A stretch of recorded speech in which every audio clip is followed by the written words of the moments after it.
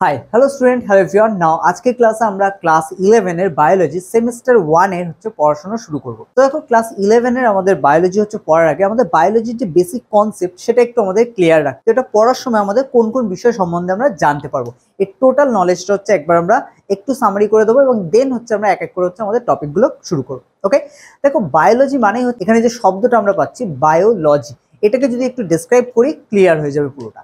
Normally দেখো, bio means যে কোনো লিভিং অর্গানিজমকে বোঝায়। লিভিং বলতে কি, মানুষ আছে, তার মধ্যে গাছ আছে, অন্যান্য যত প্রাণী আছে, ঠিক আছে। মানুষ ছাড়াও বলতে পারি আমরা কুকুর, বিড়াল, গরু বা অন্যান্য যত জীব আছে, এবং সেখানে ব্যাকটেরিয়া, ভাইরাস এরাও চলে আসে, যদি এরাও কি পার্টিকুলার নিজেদের জনন, বংশবৃদ্ধি, তারপরে রোগ বিস্তার বা নিজেদের বিস্তার, এরকম অনেক কিছু সাথে রিলেটেড। এবং সেখান থেকেই বলতে পারি যাদের জীবন আছে তাদের প্রত্যেককে স্টাডি করার নাম হচ্ছে বায়োলজি। আর তুমি বায়োলজি যখন পড়বে ক্লাস 11 এবং 12 টোটাল যে আমাদের 4টে সেমিস্টার আছে, এখানে যখন বায়োলজি পড়বে তখন তোমাকে আলটিমেটলি প্রত্যেকটা জিনিসের সম্বন্ধে একটা বেসিক ধারণা দেওয়া হবে, ঠিক আছে, 11-12 এর টোটাল সিলেবাসের মধ্যে।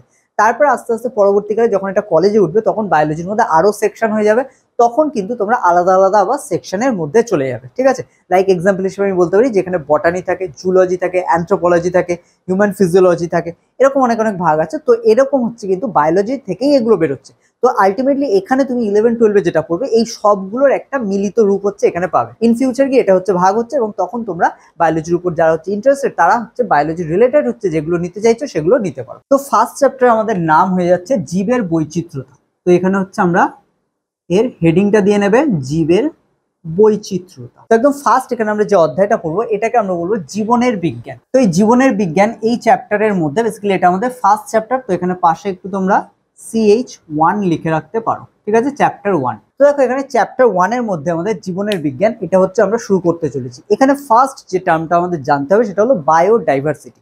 তো এখানে আমি তোমাদের একটু লিভিং সম্বন্ধে বললাম যে যখনই আমরা বায়োলজি নিয়ে স্টাডি করছি তখন আমাদের কি লিভিং যারা আছে, যাদের প্রাণ আছে তাদেরকে নিয়ে স্টাডি করা হয়। তো এখানে একদম ফার্স্ট আমরা যে টার্মটা পাবো সেটাকে আমরা বলছি বায়োডাইভার্সিটি বা জীব বৈচিত্র্য। ওকে, তো একদম ফার্স্টেই আমাদের হেডিং করে নিতে হবে বায়োডাইভার্সিটি বা জীব বৈচিত্র্য। তো দেখো, জীব বৈচিত্র্য বা বায়োডাইভার্সিটি বেসিক্যালি কি। তো এখানে আমাদের খেয়াল রাখতে হবে জীব বৈচিত্র্য এটার মধ্যেই আমাদের লুকিয়ে আছে এর মিনিংটা, যে জীব বৈচিত্র্য। জীব মানে কি, লিভিং অর্গানিজম। বৈচিত্র্য মানে কি, যে ভ্যারিয়েশন। যে লিভিং অর্গানিজম বা যাদের প্রাণ আছে সেই সব জীবেদের মধ্যে যাদের প্রাণ আছে তাদেরকে আমরা জীব বলি। তো এই জীবেদের মধ্যে যে ভ্যারিয়েশন বা বিভিন্নতা দেখা যায়, প্রাচুর্য দেখা যায়, একে কিন্তু আমাদের বলা হয় জীব বৈচিত্র্য বা বায়োডাইভার্সিটি। কোনো নির্দিষ্ট অঞ্চলে জীবের যে বৈচিত্র্য দেখা যায় তাকে আমরা কি বলছি, জীব বৈচিত্র্য বা বায়োডাইভার্সিটি। ওকে, তো এটাই আমাদের বায়োডাইভার্সিটি। এবার দেখো, এই বায়োডাইভার্সিটি অনেক রকম ভাবে হতে পারে, এর ভাগ আছে, ক্লাসিফিকেশন আছে, সেগুলো আমরা একটু এখানে দেখব। তো সাধারণত আমাদের জীব বৈচিত্র্য এটা আমরা একটু উপরে লিখে নিচ্ছি, নিয়ে এটাকে আমরা ক্লাসিফাই করব। ওকে, দেখো, জীব বৈচিত্র্য এটা সাধারণত 3টে পার্টে ভাগ হয়েছে, একটা, দুটো, আর লাস্ট আসছে 3 নম্বর। ওকে, জীব বৈচিত্র্য কটা পার্টে ভাগ হচ্ছে, মেইনলি 3টে, ঠিক আছে। এখানে আমরা রাফলি শুধু নলেজটাকে রাখবো, খুব একটা ডেপথ জানার দরকার নেই, কারণ এখান থেকে কোয়েশ্চেন আসবে না।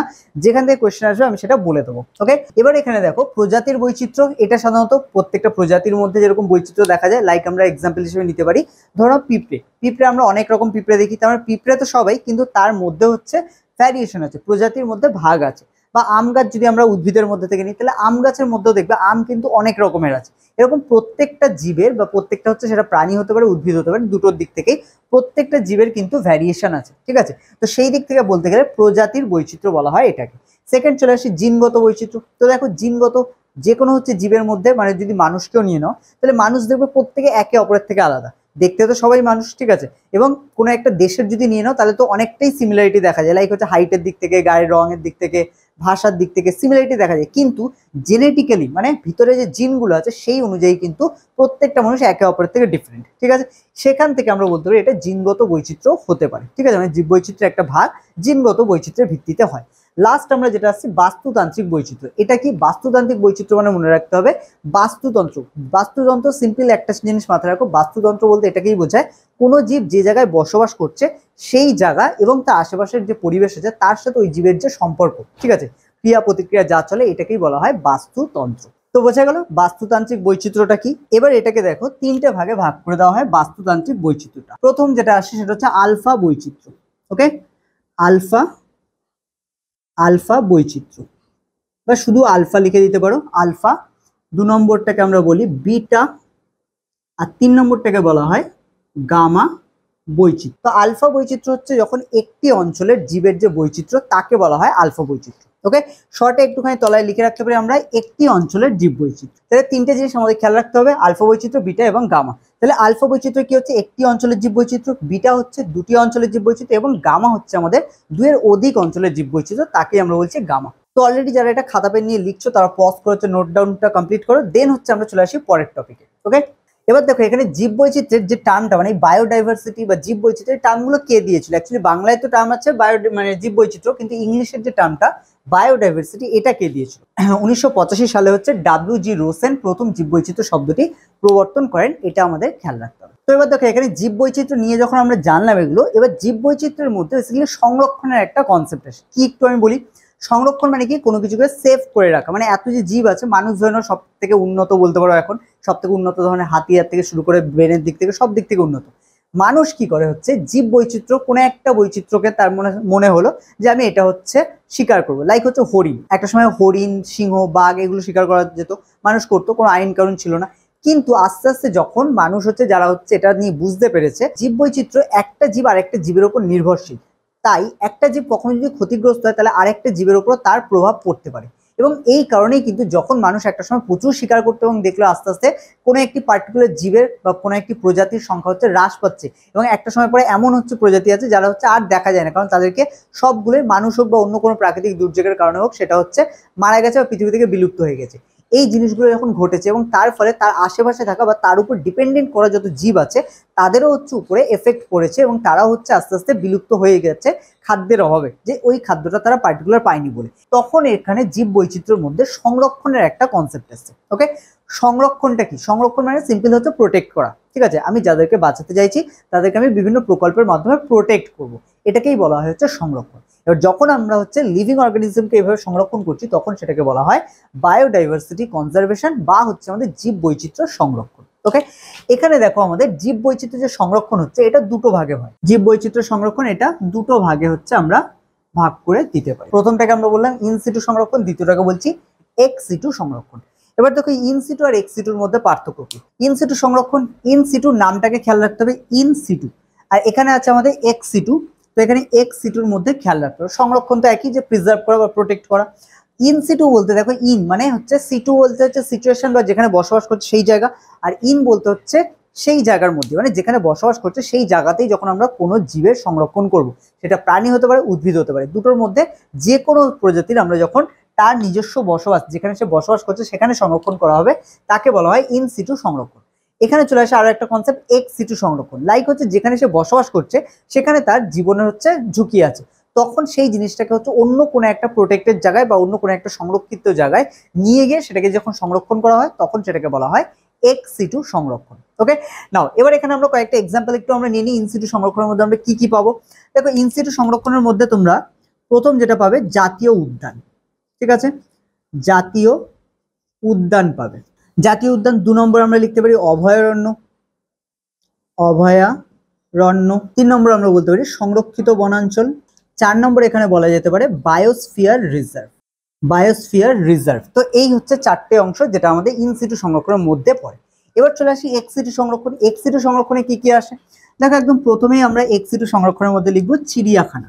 2 আমরা লিখবো বোটানিক্যাল গার্ডেন। ঠিক আছে, তোমরা আশা করি নাম শুনেছো অনেকে, আর যদি নাম শুনে থাকো তাহলে আমাকে হচ্ছে কমেন্ট করে বলো। আমাদের পশ্চিমবঙ্গে একটা বটানিক্যাল গার্ডেন আছে যেটা ভারতের সব থেকে বড় বটানিক্যাল গার্ডেন, তো হচ্ছে সেটা তোমরা হচ্ছে নামটা আমাকে কমেন্ট করে হচ্ছে বলতে পারো, আর না হলে এই ভিডিও এন্ডে হচ্ছে আমি তোমাদের নামটা বলে দেবো। ওকে, দেখো চিড়িয়াখানা, বটানিক্যাল গার্ডেন, এছাড়া আছে ক্রায়ো সংরক্ষণ। 3 নম্বর দিয়ে এখানে লিখতে পারো ক্রায়ো সংরক্ষণ। তো ক্রায়ো সংরক্ষণটা কি? এটা সাধারণত হচ্ছে কোনো আমাদের উদ্ভিদের কোনো অংশকে বা প্রাণীর কোনো অংশকে, লাইক হচ্ছে ধরো শুক্রাণু, ডিম্বাণু, তারপর উদ্ভিদের ক্ষেত্রে হচ্ছে ফুলের যে পরাগরেণু, বোঝা গেল? এই জিনিসগুলো যখন সংরক্ষণ করা হয় তরল নাইট্রোজেনে -190°C তাপমাত্রায়, মানে বুঝতে পারছো -190 মানে -200° কাছাকাছি, অনেক বছর এটা কোনো রকম ক্ষতিগ্রস্ত না হয়ে কিন্তু সংরক্ষিত অবস্থায় থাকে।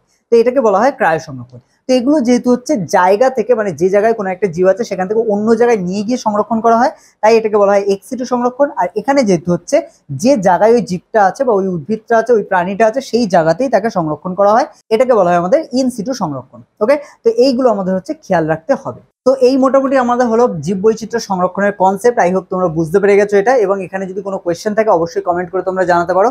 আর এখানে আমি যেটা বলছিলাম তোমাদের এখানে বটানিক্যাল গার্ডেন যেটা আমাদের ওয়েস্ট বেঙ্গলে আছে, তো পশ্চিমবঙ্গে বা ওয়েস্ট বেঙ্গলে আমাদের যে বটানিক্যাল গার্ডেন আছে এটা হচ্ছে শিবপুরে। তো এটার পুরো নাম হচ্ছে শিবপুর বটানিক্যাল গার্ডেন, যেটা হচ্ছে আমাদের ভারতবর্ষের মধ্যে সব থেকে বড় বটানিক্যাল গার্ডেন। তো এটা হচ্ছে তোমরা যেতে পারো। এর আরো একটা নাম আছে আচার্য জগদীশ চন্দ্র বসু হচ্ছে বটানিক্যাল গার্ডেন, তো হচ্ছে এটাকেই শিবপুর বটানিক্যাল গার্ডেন বলা হয়। এবং সব থেকে বড় বট গাছ, মানে এটা পৃথিবীর বৃহত্তম বলা হয়, সব থেকে বড় বট গাছ পৃথিবীর মধ্যে, এটা কিন্তু এই বটানিক্যাল গার্ডেনই হচ্ছে দেখা যায়। নাও এবার স্টুডেন্ট আমরা চলে আসবো আমাদের বায়োডাইভার্সিটি হয়ে গেল। বায়োডাইভার্সিটির পরে এবার চলে আসছি আমরা ছোট্ট করে একটু ক্লাসিফিকেশন বা হচ্ছে ক্লাসিফিকেশনের প্রয়োজনীয়তা।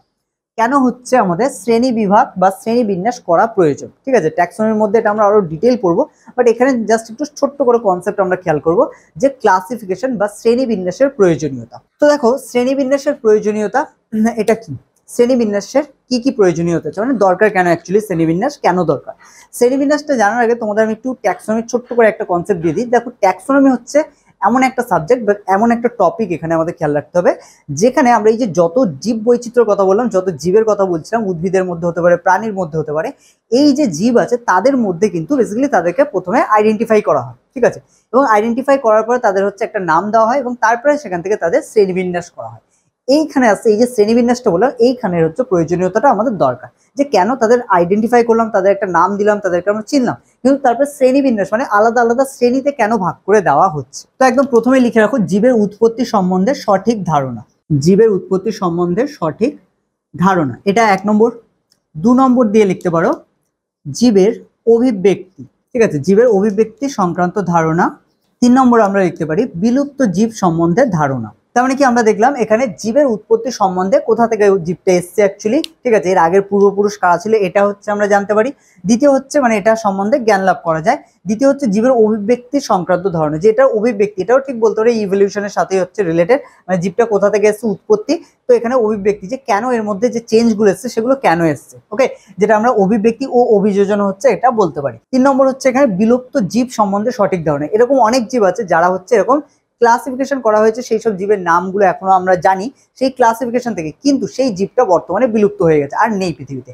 তো এটাকে বলা হয় হচ্ছে জীবের বিলুপ্ত সম্বন্ধে সঠিক ধারণা, যে কোন জীবগুলো হচ্ছে এক সময় এসছে, কোন সময় দেখা গেছে, এবং তারপরে সেটা হচ্ছে এখন আর নেই, এবং কেন নেই সেটা সম্বন্ধেও কিন্তু আমরা ক্লাসিফিকেশন থেকে বা এই শ্রেণী বিন্যাস থেকে বুঝতে পারি। প্লাস 4 নম্বর চলে আসে আমাদের অন্যান্য জীবের সাথে এদের সম্পর্ক, যে ওই জীবটা অন্য কাদের সাথে হচ্ছে কিরকম সম্পর্কে থাকে, লাইক কারোর সাথে এদের হচ্ছে খাদ্যাভ্যাসের মিল আছে কিনা, কারোর সাথে এদের দেহের গঠনের মিল আছে কিনা, কারোর সাথে এদের অভিযোজনের কোনো মিল আছে কিনা, যে এরা হচ্ছে একই। যেরকম আমরা মানুষের ক্ষেত্রে একটা বলি যে মানুষ হচ্ছে কি বন মানুষ থেকে এসছে, তাই না? তো এই হলো আমাদের শ্রেণীবিন্যাসের প্রয়োজনীয়তা, একটা শর্ট নোটস আকার হচ্ছে রাখতে হবে খাতায়। দেন আমরা চলে আসি নেক্সট টপিক। এবার আমরা চলে আসতে পারি হচ্ছে 3 ডোমেইন অফ লাইফ। তো দেখো এটা হচ্ছে যাদের হয়নি তারা পজ করো, করে পুরোটা নোট ডাউন করো। দেন আমরা চলে আসি 3 ডোমেইন অফ লাইফ, যে লাইফের হচ্ছে 3টে ডোমেইন বা 3টে হচ্ছে বলতে পারো একদম প্রাথমিক সময় 3টে হচ্ছে ভাগে ভাগ করেছে, যে যত আমরা জীব দেখতে পাচ্ছি তাদেরকে 3টে ভাগে ভাগ করো। তো এটা সম্বন্ধে আমরা হচ্ছে এখানে জানবো, যে 3 ডোমেইন অফ লাইফ বা হচ্ছে জীবের 3 শ্রেণীবিন্যাস। ওকে, শ্রেণীবিন্যাসের মধ্যে হচ্ছে এখন বর্তমানে 5 রাজ্য শ্রেণীবিন্যাস সব থেকে বেশি প্রবর্তন আছে, যেটা আমরা পরে পড়বো, কিন্তু এখানে হচ্ছে আমরা এবার লিখবো জীবের 3 শ্রেণীবিন্যাস, ঠিক আছে? বিজ্ঞানী কার্ল উস 1990 সালে 3টি রাজ্যে জীবকে বিভক্ত করেন। তো এই যে 3টি রাজ্যের কথা আমরা বলছি, যে বিজ্ঞানী কার্ল উস 3টি রাজ্য হচ্ছে জীবকে বিভক্ত করেন। এখানে এই 3টি রাজ্যের মধ্যে আমাদের খেয়াল রাখতে হবে যে 3টি রাজ্য হচ্ছে কি কি। তো দেখো এখানে হচ্ছে আমাদের কি কি দেখছি, 3টি রাজ্যের মধ্যে আর্কিয়া আছে, ব্যাকটেরিয়া আছে, আর ইউক্যারিয়া আছে। এখানে ইউক্যারিয়াটাকে আমরা 3টে ভাগ করে দিতে পারি। তো এখানে আমরা ইউক্যারিয়াটার মধ্যে 3টে পাচ্ছি, একটা হচ্ছে ছত্রাক বা ফাঞ্জি বলা হয়, উদ্ভিদ বা প্ল্যান্টিয়া, এবং লাস্ট আসছে আমাদের প্রাণী বা অ্যানিমেলিয়া।